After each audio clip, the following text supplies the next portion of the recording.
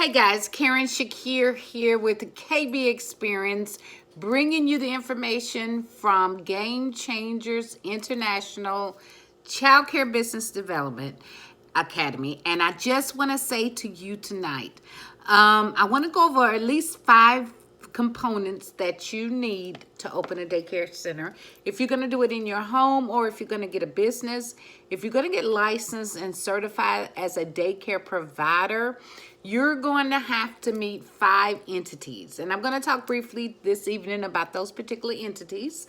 The very first one is the Department of Human Services Child Care Division in your state. Department of Human Services Child Care Division in your state is the company that's actually going to give you your license at your facility or your center, whether it's a group home or a family-based daycare or a daycare center. There are 3 types. Family-based daycare you want to have in your home, and your limit with that is 8, point blank period. You can have up to 4 unrelated and then the rest related, or you can have 8 non-related, but your max number is 8 for a family daycare home, at least in Tennessee. You need to check your state for your actual compliance numbers in your state. The second type is the group home childcare facility, and in a group home, that one's done at your home too, but it's a larger group, so you can have up to 15. You can get licensed for 12 and have an additional 3, which is after schoolers, and those 3 can stay during summer, vacation breaks, winter break, Christmas break, so you can actually have 15 total, and that consists of you having a group home. That's called a group home. And the third kind is an actual center where your numbers can be anywhere from 15 to 25, 99, 100, depending on how big your facility is. I know in my state, in the state of Tennessee, you've got to have 30 square feet per child. So depending on how big your space is, or if you have the square footage of your home, you can divide that by the length and the width by 30, which will give you your number of students that you can have in that facility. So you can already know how many you will get licensed for if you have a building or a location that you're looking at, based on those numbers, if you have the square footage of the building. So Department of Human Services are the ones that give you your license. They're going to be looking for, and we're just going to cover this very briefly. I mean, to go in detail could take a while, but very briefly, they're going to be looking for your facility to be already set up. If you want to get this done quickly, when you call in Department of Human Services, you want to have all your ducks in a row. Your paperwork can get stuck there for up to 3 months. I'm telling you what I know, not what I heard. Your paperwork can be sitting on someone's desk for a week or 2, especially if you don't have everything you need and you do not have all your ducks in a row and you've got that package nice and neat sent to them. Everything they're asking for, everything is done. You cannot half step on them at all. You're going to be paying an application fee. You don't want to lose your money. They're not going to give you your money back. So you want to make sure you know what they want. You only send them what they want. You don't send them extra stuff, and you have it nice and neatly in a packet for them. When they come out to your facility, they're going to want to see your facility set up. They're not going to want to see a wish me sandwich or a wish me facility, what you're wishing would happen. They're going to want to see the actual napping area, your center set up. All of your furniture have to be in there, but not everything, but just at least things you're ready to open up with. So you want to go ahead and set that up. Now, keep in mind, so I pull my ear. I want you to really listen to me. When I pull my ear, that means listen. Keep in mind, they're going to measure your facility, your group home, your family home, whatever you have. They are going to pull that measuring tape out when they come, and they're going to measure it. So you do want to have things in place, like you're going to open up the moment they walk out the door, however.com, period, semicolon. You do not want to have big bulky furniture in there when you are getting your numbers done, because they're going to have to take off of that. They're only going to measure the space that the children can actually play in.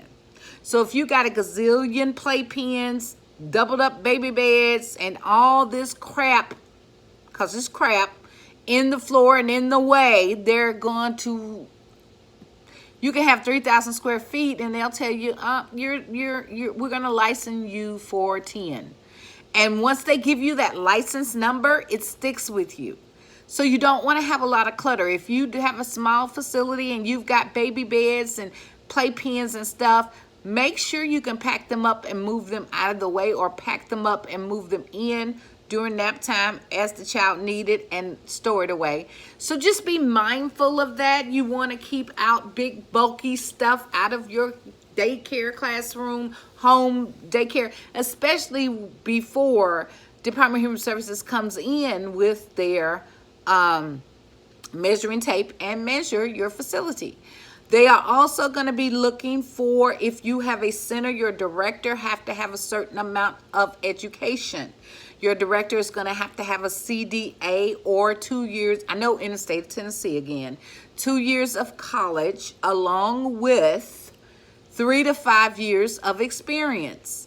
And this is just for a center. If you are a home daycare, it's a little bit different. You don't need all that. You just have to have a GED or a high school diploma. And I believe you have to be the age of 18. It's either 18 and 21.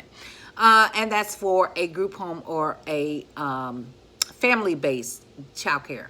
So if you don't have the qualifications to be your director at a center, you're going to have to hire a director, because when you first apply for that application, you're going to have your director in place. Whatever name you give them as your director is going to be who's going to be there directing the center for you. And this is for a center. They're going to be checking your records, making sure you have application in place, handbook in place, employee handbook in place. They're going to be making sure that you have maps in your classrooms, and the fire department takes care of all those, which is one of the people we're going to talk about in a minute. But Department of Human Services just makes sure that you are CP certified through Lifesaver, Heartsaver, CPR Foundation. Do not get a CPR certification online where you have actually never resuscitated anyone. It is crucial that you and all your employees know CPR, and I cannot stress to you how crucial this is. I have had infants. He didn't pass away, thank God, but he passed out and he stopped breathing. And thank God, all of my teachers at that time that I was at that center had CPR except for one. After then, I made it a rule. Every person working for me in every capacity that's in that center has to have CPR. The rule is, at least in the state of Tennessee, and again, check your rules in your state, is that 1 to 2 people have to have CPR on site at all times. So everyone's not required to have it, but you have to have at least one person on site with CPR that's in the classroom with those children. So I just make it a rule that all my employees, every last teacher I have, must have CPR and first aid certification. So they're going to be checking for things like that. So they're the ones that's actually going to give you your license. They're going to be the bread and butter of everything. So you want to make sure that when they do come, you already have all this in place, because if you don't, it could take months for you to open. And again, go to my website, www.gamechangers.experts. And when you go there, you can click on the link, send me your email, send me your information if you want me to help you out with this, if you want me to coach you through this, and just let you know exactly what you need. So when you present yourself to the Department of Human Services, you can present yourself with a full plate. not nothing that has to sit and wait for you to do this and wait for you to do that. It is imperative that you do that. It is imperative that you have that knowledge. And even some things that they tell you you have to have, it's even more. You've got to have a lot. Not a lot where you like, oh my God, I can't do this, but you want to make sure you're walking in with the correct information. It makes all the difference in the world if you're going to open up in 7 days or if you're going to open up in 70. And trust me, when you start buying stuff and you want to start opening a facility, you want to open as quickly as possible. Second person we're going to talk about, the second people you're going to have to see is your codes department. The codes department is the very first thing I would do. Let me give you a nugget here. Before you put a lease on a building, before you do anything like that, you call codes, you give them the address of the place you're interested in, and you ask them, can a daycare go there? They have a special agent whose only job is to zone where daycares can go. So you want zoning, codes and zoning at your codes department, and you want to ask them, can a daycare be zoned there? Or is it zoned for a daycare? There's special stipulations and special classes that daycares can go in, and you cannot put them everywhere. If you're building a daycare from ground up, you cannot build that daycare everywhere. It makes a huge difference if you're building a daycare next to a Domino's pizza place that has ovens inside and all that stuff, what type of firewall you're going to have to build that daycare on, as opposed to you building a daycare next to a quilt shop or next to a office building. So it's a big difference there. You need to really do, like I said, give them the address of the place so that codes can tell you exactly if it's a daycare can be there, and if not, what it requires. They also tell you a lot of other stuff you have to have through codes, but like I said, you can always reach out to me on my website and we'll sit down one-on-one and I'll walk you through the entire process and make it so much less painful for you. I promise you, it's so worth it. And I wouldn't get in any daycare. If you don't use me as a coach or a guide, you get a coach or a guide somewhere. Someone who's actually has a daycare or is just freshly out, because rules and guidelines change. And if someone's coaching you that's been out of the business for 10 years, I don't want that person coaching me. Those rules and guidelines change almost every year. So if someone is coaching you that doesn't have a facility or own a daycare, you need to find someone who's actually owning a daycare right now who can coach and help you. The third person that comes out to your facility is the fire. Depending on how large your facility is, you're going to have state fire and you're going to have local fire. So it just depends. If you have a group home or a family home or a daycare that's 25 and under, which means your max is 25 kids, you don't have to go through state fire, but you do have to go through local fire, and they're basically coming to check your they will check your plug outlets, make sure you have your plug outlets closed. They're going to check your exit signs, make sure you got 2 doors, the front and the back, got the exit on there. They're going to check your fire extinguishers. You've got to be 75 feet in reach of the fire extinguisher from the front door to the back door. So if your fire extinguisher is halfway in between and it's less than 75 feet, you're good. They're going to also look for you to, and this is fire if it's local, they're going to also look for you at your electrical panel box. You cannot have it covered. You cannot have it behind a picture. You cannot have turned it into a home safe.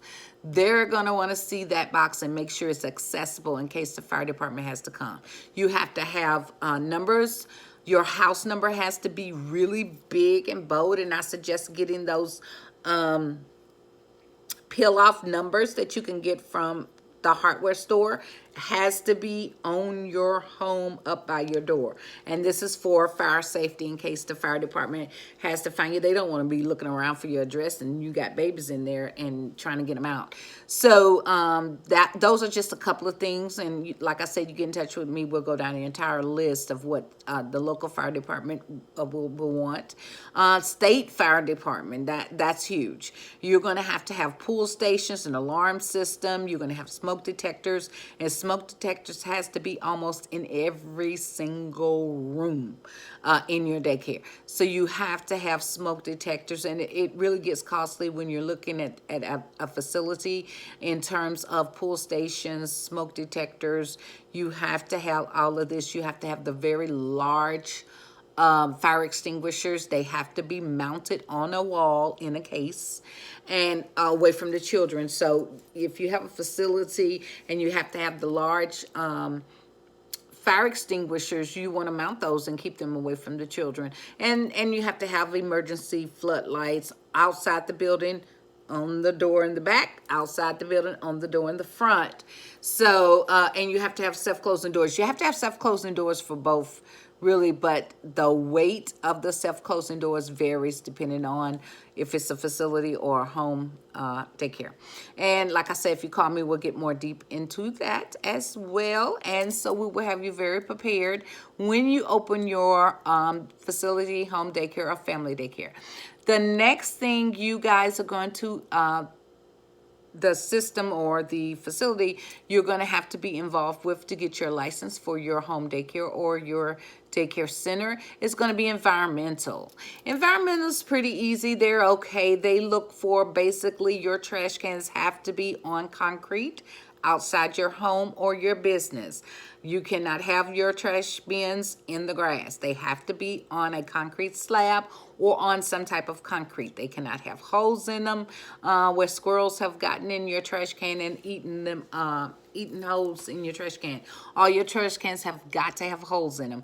When you are in your baby room, they're going to look to make sure that your baby room has a covered trash bin, which you can push a pedal and open up. On your child's changing table in your baby room, it has to be rip-free. You cannot have any holes whatsoever in that changing table because of the sanitation and disinfecting of that changing pad. If you do have a scratch or a hole, like if you have they're $20, go buy a new one. But if you do have a scratch and it's really in good shape, put some duct tape over it, you'll be fine. They're going to also look for hand washing sink, and especially if you're in the center. If you're in the center, you've got to have a 3-compartment sink. You've got to have the 3-compartment sink that holds the water, the sanitation, and the rinsing of your dishes. You have got to have a hand sink for your employees in the kitchen. And another tip I'd like to tell you guys, and I know I'm rambling, but when you have a daycare center, do not get a stove. If you get a stove for that center, you're going to have a hood, and you're talking about getting into some huge money with the fire department and all that. Microwave, or use a toaster oven, those very small ones, but not a stove. I would definitely not use a stove unless you are over, I say about 50 kids.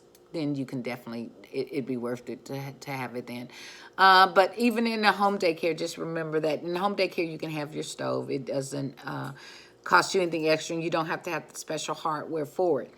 If you are in a facility and you're dealing with environmental, they're going to want to see your hand sink, mop sink. Your mop sink has to be somewhere where it's totally separated from, of course, the kitchen and the mop sink. It's just a couple of things. The fourth person that's going to come and see you is going to be health department. And the health department, especially the food service health department, is looking for your sign that has to be on your sink that says sanitize, rinse, and wash. You've got to have that sign up. You've got to have hand washing signs above your sinks. You've got to have a disclaimer in your kitchen that says that if anyone in this facility has symptoms of vomiting and diarrhea, they will be removed and they can't come back for 24 hours from them being symptom free. And that's because of the hepatitis A that could be contaminated and all things like that. They're looking for thermometers in your refrigerator and your freezer.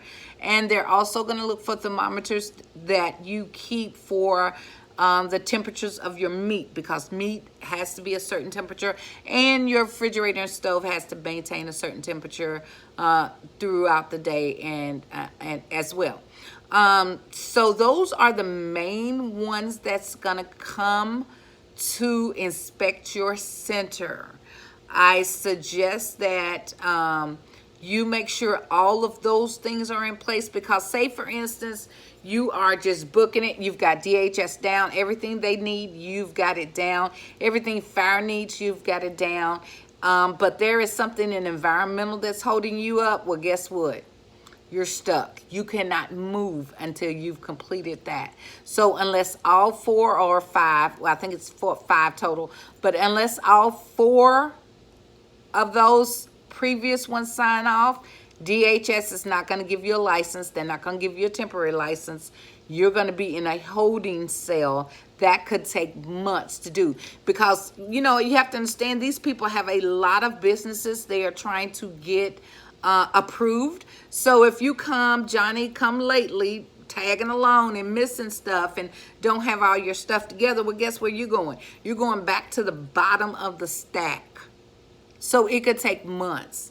I just wanted to bring you this information. This is Karen Butler. I am about to get off of here. You have had another KB experience, and I just wanted to make sure I get that information to you so that you will be prepared. Also, check out my website, www.gamechangers.experts. I can come and help you. I have classes on there. I have webinars. I have online courses. I do one-on-one consultation. Whatever you need to get your facility up and running, I can help you do it. I've got you. I've got you. I've got you. You've had a KB experience. Have a wonderful day. Like, share, hit that bell, and share this video. Talk to you guys later.